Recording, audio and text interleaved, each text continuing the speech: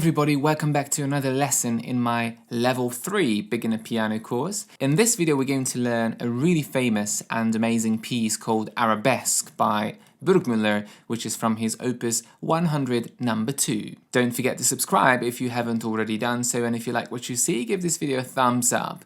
Also, I offer online piano lessons. If you're looking for one, there's going to be information below. A couple of words about Burgmuller. So this piece is from his favorite collection, opus 100, which is 25 easy and progressive studies. It's for early intermediate to intermediate students. This piece is performed very often at competitions, at recitals. It's a favorite of students. It has a fiery character and it's very enjoyable to play. In the previous lesson, we learned about those 16th note rolls in the Czerny exercise, and I said that exercise is going to prepare us for this arabesque, in which the 16th note rolls are very abundant and they're quite tricky to do evenly and smoothly.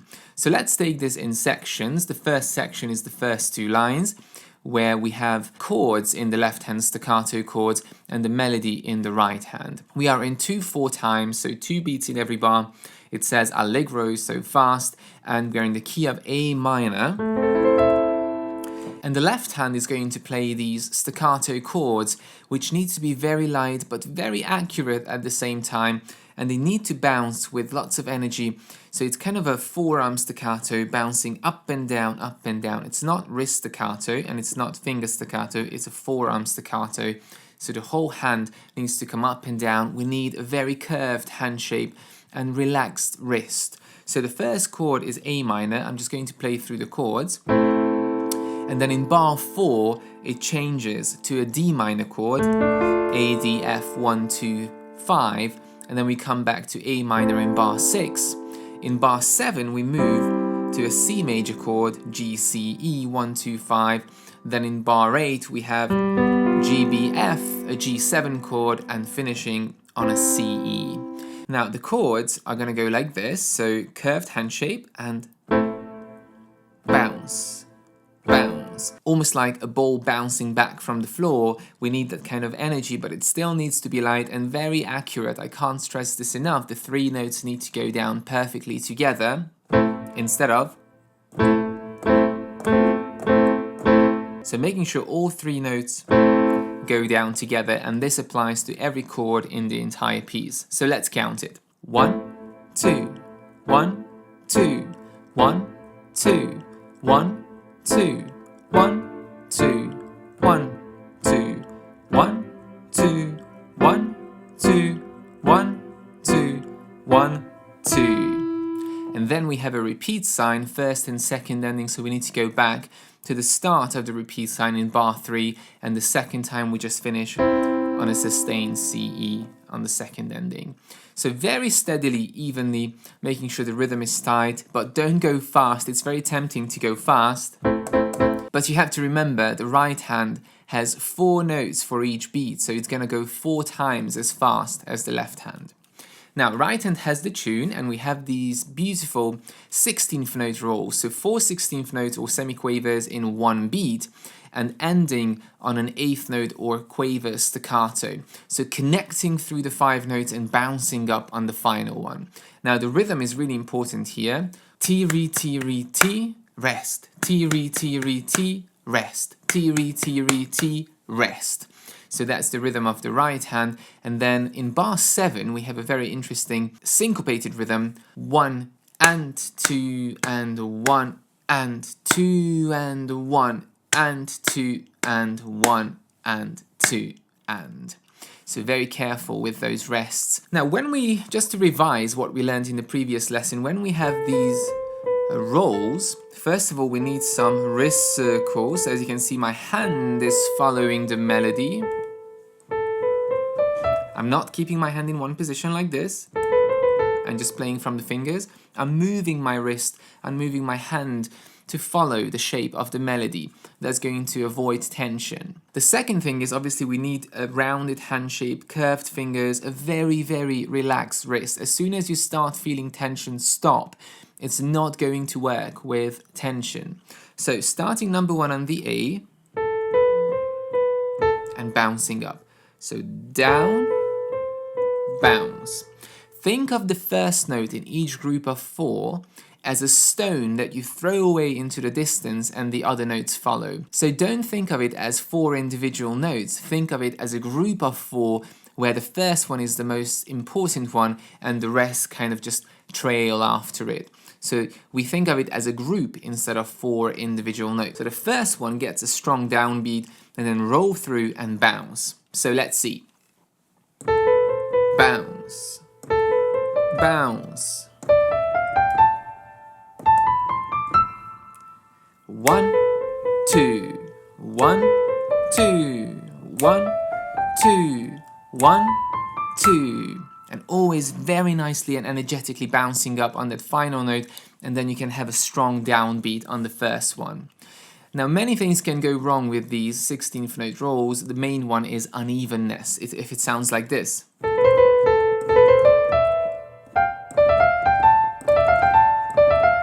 When the hand gets really tense, then some of the notes will be longer and the other ones shorter, and it becomes really uneven.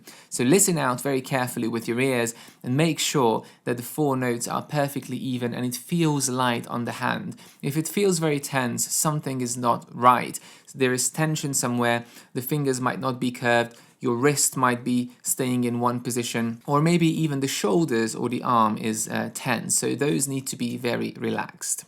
Now, when we get on to bar 7, we start on E, and then we've got a staccato, 1 and 2 and 1 and 2 and 1 and 2 and 1 and 2 and.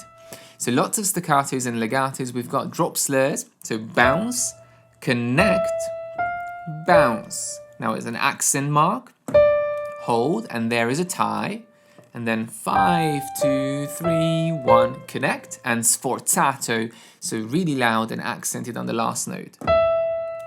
Now let's put these hands together. Important thing is that the first and second beats are always going down together. Keep the left hand as quiet as you can. Don't let it overpower the right hand melody. Very slow practice. Bounce.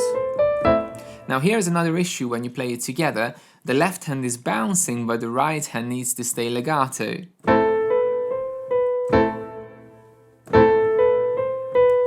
So make sure the right hand doesn't bounce up with the left,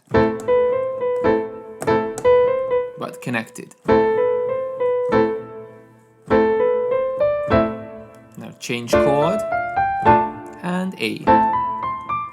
So we have 3 positions here, an A position, a D position, and another A position. So moving up, and you have to remember those position changes. Bar 7, C chord and E. 1 and 2 and 1 and 2 and 1 and 2 and 1. Now again, really important here when the left hand is bouncing but the right hand has the legatos, make sure you sustain those.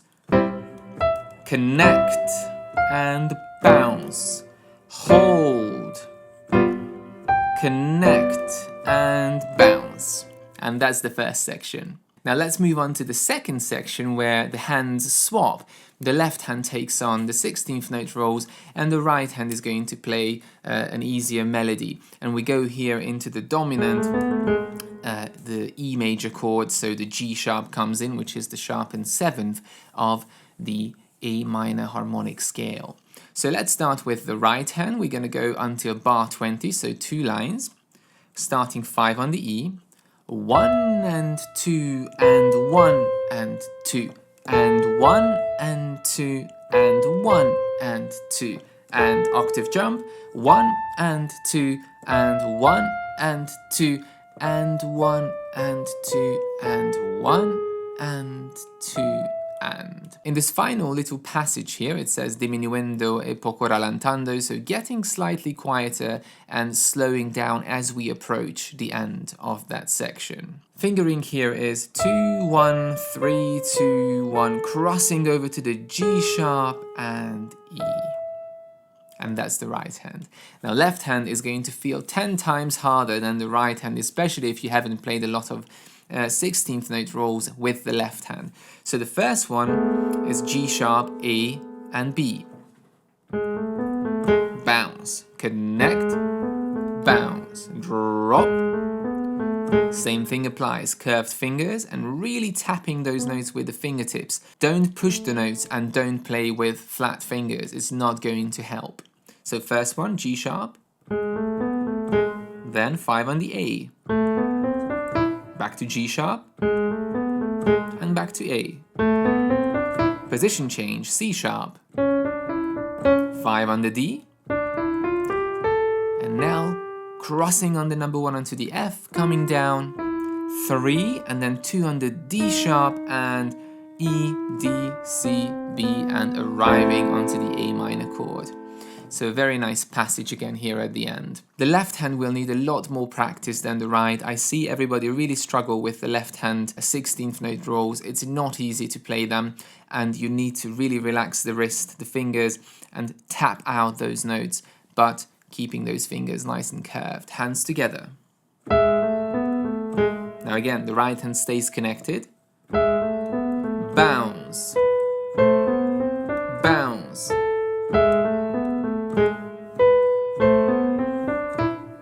Position change, A. Now coming down together, D sharp and that's the end of the second section. The next section is very similar to the first but slightly different. So from bar 20, we're going to do 2 lines again. So right hand starts in the A position, back to the A. 1, 2, 1, 2, 1. So we've got the same sequence as from the very beginning of the piece, but then in bar 24, the rhythm stays, but we've got different notes. This time it's in A minor, so number 3 on the B.